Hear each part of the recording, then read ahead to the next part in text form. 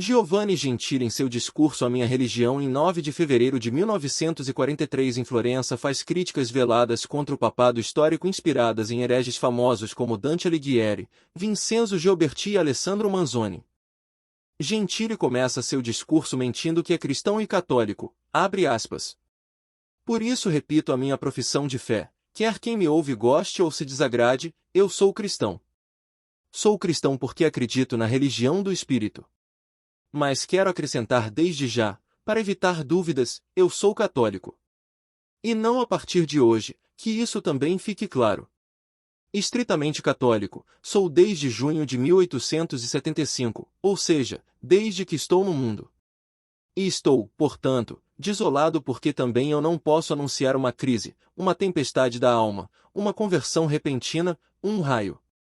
Prosaicamente, tenho percorrido o caminho de Damasco desde o dia do meu nascimento. Desde então venho pensando e aprofundando minhas ideias a cada dia, nenhum dia sem linha, e se você quiser falar de conversão, posso dizer que minha conversão é a história de todo dia, de sempre. Fecha aspas. Ele mente porque publicou seu artigo A Razão do Meu Ateísmo e a História do Cristianismo no Jornal Crítico de Filosofia Italiana em 1922.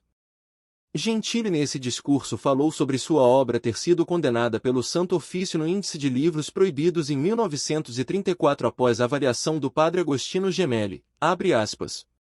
Mas, ouvi você interromper, você protestou que não queria mal-entendidos, e eis que você está nisso e está até os olhos. Você não pode se chamar católico a menos que dê à palavra um significado diferente daquele que ela tem para a própria Igreja Católica, a única que tem autoridade para definir o seu significado. Tanto é assim que a Igreja condena os seus escritos, e você argumentou muitas vezes contra doutrinas e ditos e diversas manifestações da Igreja. Então é esta maneira de evitar seriamente mal-entendidos? Fecha aspas. Também nesse discurso, Gentili reclamou do regime ter estendido o ensino religioso para as escolas médias, abre aspas.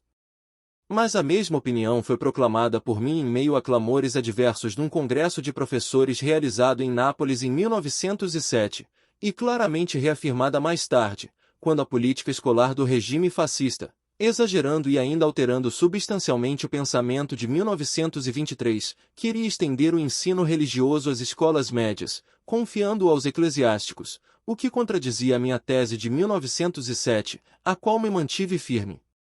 E se eu tive razão, o efeito, que é a prova que esse ensino faz nas escolas médias, não o esconde. Fecha aspas. Gentili afirma que todo mundo é católico a seu modo como Lula nas palavras do cardeal Cláudio Umes, abre aspas.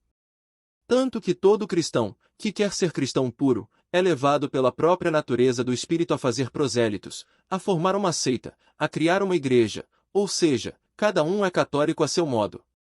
Fecha aspas. Gentili elogia Gioberti, abre aspas. E qual sempre foi a resposta dos reformadores? Aquela que um dos maiores reformadores que a Igreja teve na Itália deu com maior eficácia, Gioberti. Que em sua Reforma Católica, parágrafo 101, falando da poligonia do catolicismo que deve ter um lado objetivo que responda a cada qualidade subjetiva, para a qual há tantos catolicismos quanto os espíritos humanos formando uma única Igreja. A Igreja não apenas presente e passada, mas futura, abrangendo não apenas todos os cérebros reais, mas os possíveis, prevê de fato a objeção de que o Papa, os bispos, etc. eles não entendem o catolicismo dessa maneira. E ele responde com estas palavras, que li como palavras esclarecedoras quando era jovem e que ficaram desde então na minha memória, aqueles, diz Gioberti, que me fazem esta objeção não me entendem. Eu respondo que, se o Papa e os bispos entendessem do meu modo, eu não estaria certo, mas errado. Ceticismo? Protagonismo? Não. Gioberti não era um sofista, e se talvez ele tenha pecado em alguma parte de sua filosofia, seu pecado certamente não foi o do ceticismo. Fecha aspas. Gentili, falando sobre a poligonia do catolicismo de Gioberti, diz que a verdade está acima do catolicismo, abre aspas. A sua poligonia da verdade não é apenas uma das faces do polígono, é a verdade, que está acima de qualquer verdade particular e, portanto, acima de qualquer catolicismo, e garante o seu valor absoluto. Fecha aspas. Gentili se reafirma novamente como católico, mas conforme um catolicismo particular dele, que pode ser qualquer coisa que ele quiser, inclusive, seu ateísmo hegeliano, idealista e atualista, abre aspas. Assim como ninguém contestará o meu direito de me professar idealista porque o meu idealismo é o meu idealismo, e não o idealismo de todos, que nunca existiu e nunca existirá, também terei o direito de me professar católico, de um catolicismo que será e não pode ser outro que o meu catolicismo. E como, digamos, quem insiste em sustentar que é necessário distinguir entre o verdadeiro idealismo e o pretenso idealismo, o arbitrário e o falso, e afirma, por exemplo, que o verdadeiro idealismo é o clássico de Platão e devidamente contido nos seus diálogos, ele teria o direito de observar que mesmo neste idealismo autêntico há uma poligonia infinita, porque os diálogos platônicos também devem ser lidos para descobrir o seu conteúdo, interpretados e, portanto, discutidos ad infinitum, assim. Pode-se dizer que o verdadeiro catolicismo é aquele que historicamente assume a forma de um sistema de institutos e dogmas, mas também é verdade que os institutos e os dogmas não existem objetivamente e operam fora da mente e da alma do crente. Eles no homem interior são aceitos e compreendidos na medida em que é possível que todos os compreendam, com a própria cabeça, livremente. Fecha aspas. Gentili nega que a Igreja Católica Apostólica Romana seja a verdadeira Igreja, abre aspas. Portanto, os institutos e os dogmas e toda a Igreja eficaz têm uma história que será sempre humana, ainda que assistida por uma inspiração divina superior, na verdade, precisamente porque é movida por tal inspiração. Os dogmas da Igreja são e não podem ser outros senão os meus dogmas, e, em geral, a Igreja que subscrevo só pode ser a minha Igreja, e a obediência ou a rebelião, o conformismo ou o inconformismo, só tem sentido em relação, não à minha Igreja, mas a uma igreja que não é a verdadeira igreja, pelo menos para mim, a quem se pede obediência e conformismo, isto é, em relação a uma igreja da qual é impossível ser proibido qualquer apelo a essa igreja ideal. Porque olhamos sempre para esta igreja ideal, mesmo quando acreditamos que nos submetemos à igreja positiva como aquela que nos parece ser a legítima representante do ideal. Fecha aspas. Gentili duvida que a Igreja Católica seja uma instituição divina, abre aspas. Historicamente, a Igreja com os seus órgãos centrais para defender a sua disciplina e a sua unidade, portanto, a sua existência, esforçou-se em todos os momentos para reprimir e aniquilar este subjetivismo eternamente repulsivo das profundezas dos espíritos que queria conter no seu âmbito. E ela não poderia fazer de outra forma. Isto significa que fez bem, pois a Igreja é necessária, dizem que é uma instituição divina, e não pode existir exceto com a condição de permanecer uma Igreja única. Fecha aspas. Gentili justificou as revoluções, heresias e cismas contra a Igreja, abre aspas. Mas isto não significa que não fossem necessárias dissensões, rebeliões e lutas, sem as quais a Igreja teria estagnado num poço morto, privada daquele espírito que lhe dá vida e, portanto, desenvolvimento e, portanto, poder eficaz, que é a vitalidade. Fecha aspas. Gentili elogiou um padre modernista que ele conheceu em Palermo, abre aspas. A anedota foi-me contada com alegria por Dom Onofrio Tripodi, meu inesquecível amigo daqueles anos de Palermo, a quem o meu pensamento volta agora com uma sentida nostalgia, professor no seminário, mas frequentador assíduo da universidade em contínua comunhão aqui com os jovens e com os professores. Leitor assíduo dos escritores modernistas da época, em correspondência com La Bertonieri e creio que também com o professor Blondel, sinceramente aberto ao sopro vivificante do pensamento católico e aos filósofos modernos que inspiraram o modernismo, mas tão sábio e moderado e sobretudo tão absorto no divino, com uma chama de fé acesa nos olhos, que conquistou o respeito e o amor das próprias autoridades eclesiásticas. Bom e santo Tripodi, confidente diário de todos os meus pensamentos, professor de religião dos meus filhos, que ardor na sua alma, como vibrava nas suas palavras e em toda a sua pessoa. Que poder de amor e entusiasmo de vida em seu sorriso feliz e gratificante. Que apelo interior no som da sua voz, que me interrogou sem descanso, mas também sem indiscrição, e me fez pensar. Pensar contigo, pensar sem preconceitos e sem caprichos vãos, com confiança, com sinceridade, com um desejo infinito de luz e de verdade. Oh, sua voz ainda não morreu dentro do meu coração, e ouvindo isso de novo me pergunto se ainda sou digno de você. Você conheceu e reconheceu meu cristianismo e meu catolicismo e me aplaudiu contra juízes malévolos ou correu, pois sua estima afetuosa, sua companhia fraterna no caminho que caminhamos juntos com os jovens que nos rodeavam, depositaram tanta fé e tanta certeza em meu coração.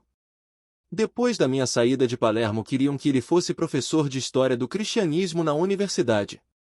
E ele ensinou uma multidão de alunos por cerca de 10 anos com a alegria da alma que se expande entre o próximo na forma mais elevada de pensamento dirigido a Deus.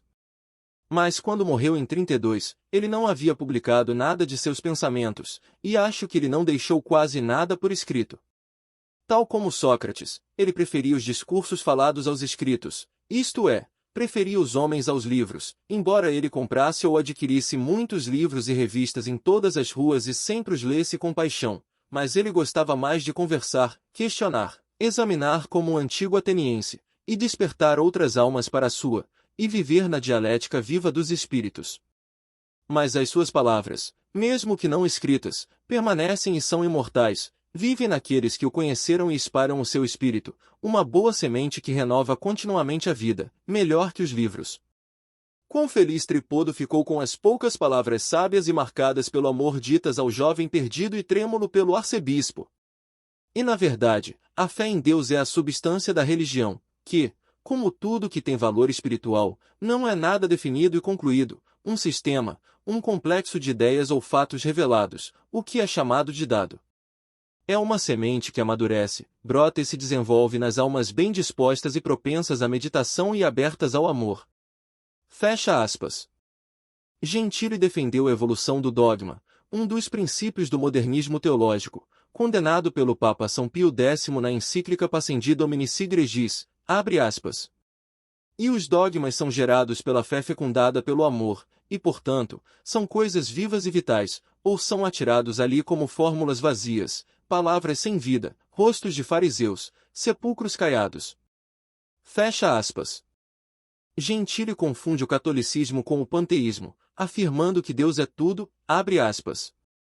Que se coloca como tal diante da inteligência humana, na medida em que na sua totalidade e na sua infinidade inclina a inteligência ao reconhecimento da sua própria nulidade e da consequente incapacidade de conhecer a si mesmo e a conhecer livremente esse Deus que é tudo. Fecha aspas.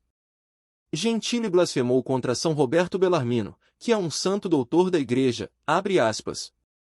E os pastores da Igreja iluminados por aquela luz que, aquecendo o coração, abre os olhos e a inteligência e por isso faz fugir das vãs tentativas de violência estéril e provocativa, sabem que a autoridade se exerce mais com amor do que com força. E a severa e sombria intolerância de um Bellarmino preferem o amor inteiramente humano e alegre de um Filipe Neri, indulgente e atencioso, muito mais eficaz e mais cristão, na convicção de que o pecado dos outros é também o nosso pecado e que o santo é santo se não se fecha egoisticamente e orgulhosamente na sua santidade, mas desce com o seu amor até aos fracos, e os sustenta e eleva consigo no árduo esforço de fazer o bem. Fecha aspas. Gentili caiu na imanência vital, um dos princípios do modernismo teológico, abre aspas. Este espírito é um só, se você o sentir por dentro com sua infinidade, que no ritmo de nossa vida espiritual sempre transcende qualquer determinação concreta de sua existência, este espírito é e não é nós, e, portanto, nos corrige e nos eleva, pois é tudo, mas nada propriamente, o que está aí, existindo, nem em nós nem fora de nós. Este ser divino cuja presença imediata no fundo da nossa consciência constitui o inefável sentimento humano de Deus, a certeza suprema na qual está a raiz de toda a certeza, este ser divino aniquila-nos e exalta-nos, faz-nos dobrar os joelhos e curvar a testa ao pó, mas infunde-nos a força de elevar os olhos ao céu, e faz-nos sentir no coração aquela graça superior, aquela inspiração poderosa pela qual o homem transhumaniza hora a hora para a eternidade. Fecha aspas. Gentili diviniza a humanidade, abre aspas. Num Deus que não fosse espírito e pessoa, o homem não se reconheceria, e através da sua objetividade fechada e refratária a qualquer interpenetração humana ele não conseguiria implementar aquela autoconsciência, na qual ela consiste, no entanto. Dizer homem, portanto, é dizer Deus, e dizer Deus é dizer homem, aquele homem que todo filho de Eva sempre é e nunca é, aquele ideal que encontra em si mesmo como quem tem liberdade, ou seja, a possibilidade de se mover no infinito e, portanto, pensar segundo a verdade e agir no cumprimento do próprio dever e, portanto, participar do mundo dos valores eternos, mas ele encontra esse ideal em si mesmo como um termo que transcende infinitamente o que ele se vê sendo cada vez que você volta a considerar o que ele é, o que ele disse, fez, pensou. Fecha aspas. Gentile cai novamente na imanência vital, afirmando que o homem de certa forma cria Deus, abre aspas.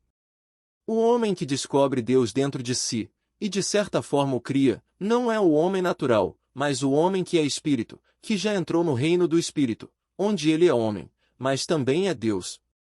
Fecha aspas.